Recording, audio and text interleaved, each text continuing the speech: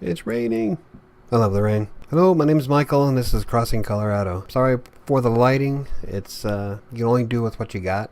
And right now, I don't have a proper lighting setup or anything, so it is what it is. So in the last video, I said that I was leaving Los Angeles to move back to the Denver metro area in Colorado. It's my home. Always has been. Well, technically, I moved there 2001 from Utah. But don't hold that against me. But I had to leave to work on me, both emotionally and physically. So now that I'm in a better place 6 months later, I'm home. I'm really going to miss Santa Monica. But on the trip from LA, I did go through Las Vegas. Never been gambling before in my entire life. Here I am pushing 41. I've never put a coin in a single slot machine. But on the way to Las Vegas, I got to stop by Goodsprings. So yeah, I geeked out a little bit. I'm a big fan of Fallout Las Vegas. And so traveling through Goodsprings and seeing Primm and all the signs was just amazing for me. I'm a big dork. But when we stopped in Las Vegas for a couple hours on the trip to Utah to see my son's graduation, I popped in $15 worth of slot machines and video poker just to say that I've done it. Out of the $15, I came out 14 cents ahead. And that was at the MGM. The MGM in Las Vegas is amazingly beautiful. We went through all the different casinos out there. Not all of them, mind you. But I did go through a couple of them just to see what it was like. And out of all of them, it's really hard to say, but I think the MGM Grand is probably my favorite. But now that I'm home, I'm saving quite a bit of money than what I was spending in Las Vegas, or Los Angeles. Like in Los Angeles, I was spending $1,000 a month on an Airbnb shared apartment. And that was just for renting out somebody else's room. I had none of my stuff, so it was kind of miserable in a way, because I didn't have anything there. That was me. And so it was all the owner's stuff, which he's a really nice guy, don't get me wrong.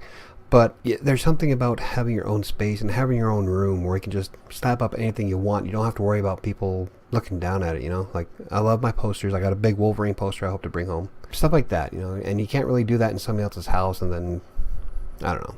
But anyway, I'm paying the same amount now, but I'm getting like almost 4 times the square footage. So technically I'm paying for 2 rooms plus this one, which is really not mine, but I kind of took it over because the guy that I'm living with now, somebody I've known for a very long time and I trust implicitly. It's okay. Plus he's a hermit like me, so he's always in his room. We never see each other hardly. So I have almost full run of the apartment anyway. But I'm just glad that I'm home. I got to spend the entire weekend with my daughters, which was amazing. I miss them so much. It's been raining since I've been home, and I love the rain. My first major purchase since I've been home is my brand new bed. It's the first bed that I ever bought in my entire life. Whoa. Okay, so if you're worrying about the camera jumping up and down, it's because my desk that I'm using is a Walmart special. That's kind of a hand-me-down, so not really a hand-me-down. I've just had it for a very long time, and it's sitting on some wood right now, so it's not really all that stable. Like if I jump on the floor, everything shakes. The first thing I ever bought was my bed, and I'm excited about it. I've got to sleep in it the last couple of nights, and it's amazing. It's not as nice as the bed that I was in Los Angeles, but it's mine. Being in the Denver metro area made me realize something very, very important, is that there's a big difference in altitude between the Mile High City and Los Angeles. So like in Los Angeles, I could walk 2 miles without breaking a sweat. It's just boom. When I first got there, it was amazing because I'm really out of shape. So going over the 405 in Los Angeles, being as overweight as I was, I thought for sure I was going to die of a heart attack. When I saw that hill, I took it like a champ. And now that I've been home, I just went out and I went for a couple mile walk a couple days ago, and the difference in the altitude is so great that I was literally like panting by the time I got home. It was like horrible. I couldn't breathe. It was really hard. I was getting lightheaded. So you could probably hear the rain.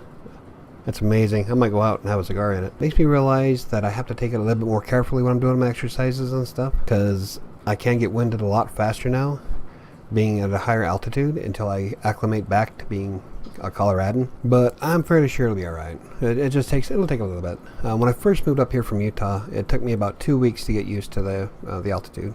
After that, perfect. But I was also overweight then, and then I just got worse. So this will be the first time I'm actually in Denver. Jesus, can't touch the table. This will be the first time I'm in Denver, well, trying to actually be healthy. So Which brings me to my June challenge. Now, if you follow my website at all, that's crossingcolorado.com, you'll see that I like to challenge myself personally, and a lot of times I'll be in a challenge with a friend. This last week I beat my friend I lost 2 more pounds than she did last month, so that was pretty awesome. So this month I want to do something similar. What we wanted to do is who can accumulate the most points in exercise.com, but the closest anytime I have is like 4 miles away, and right now that's just unrealistic for me to get there on bike and back because I don't have a car. I would rather walk everywhere, and in fact that's a large part of how I lost all my weight was because I walk everywhere. Right now I don't even have my bike yet. We're going to do another challenge this next month, probably something similar to what we did last month, where who would lose the most weight over throughout the entire month of June. And I'm trying to figure out a way how we can sweeten the deal. I'm not quite sure. I'm going to work on it, and then on Wednesday when I do my video I'll let you know. But so I'm kind of toying with calorie intake maybe, or calorie burn, who can burn the most calories, because I can actually rip through some calories nowadays. A lot of the times my challenges are based around breaking personal records. Like, okay, now you're going to laugh. Before I had the hardest time doing a push-up. I was doing like 5 push-ups like 3 years ago. And it got to the point where, after the 5th one, I felt like I was on fire, and I was done. And it was at that point when I realized I gotta change some shit. So now I can do 20, a little bit more than 20, without having too much of a difficulty. So that's a bonus for me. I know a lot of people can probably just pump them out, but for me, breaking a personal record like that is more important, because then I get that motivation that, yeah, I did it, and I'm capable of doing it again. But that's the whole point behind it, is that I'm not trying to be like a supermodel, ripped, buff Arnold Schwarzenegger wannabe, or look like Dwayne "The Rock" Johnson. I just want to be able to go shopping without breaking into a sweat. And that's where setting the personal records comes, is because it gives me a goal. It gamifies exercise and fitness. So instead of just doing the same routine, the same DVDs over and over and over, I have a goal. I have something that I can see the progress of over time, and that's like the push-up thing. I start off with, okay, my goal this month is to be able to do 10 push-ups, and then I was able to do 20.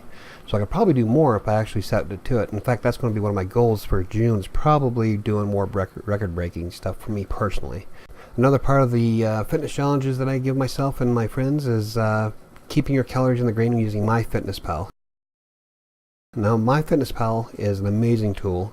I've been using it for a long time. In fact, I've got 400 or 500 straight days of using it, and I set my goals on MyFitnessPal to be incredibly low. So like right now, my goal is to be 1,200 calories in a day, and then you also get some of that calories back by doing exercises. I think right now I'm in the green by like 64 calories because I've been walking quite a bit this morning and getting the heart rate up. And so for me, it's if you want a snack, you gotta work for it. In fact, when I started losing the weight, when I lost 20 pounds the first month and a half, was because I was able to eat pizza. But if I wanted that slice of pizza, I would have to, it was like 200 some odd calories. So that's almost about, at the time, was close to 30 minutes of a walk. So after walking 30 minutes, I'd be able to have my dinner. I believe you can have the good stuff, you just have to work to get it, You just can't sit at your desk and just pop in one cookie after another, which was something I was very bad about. Like, I'd always have a box of like cupcakes or Swiss rolls or Oreos or something else that was sweet, and I would just grizzle on them all day. So now I moved all the sweets away from my desk. They're in the kitchen or in the bedroom,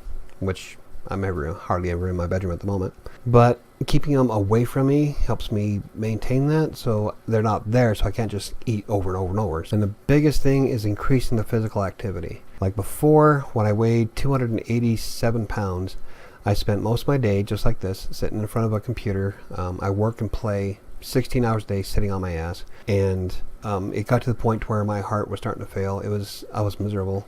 And now I've been increasing my walks. I've been doing more activities. I'm down to 230, so I've lost 57 pounds essentially just from walking and getting more active.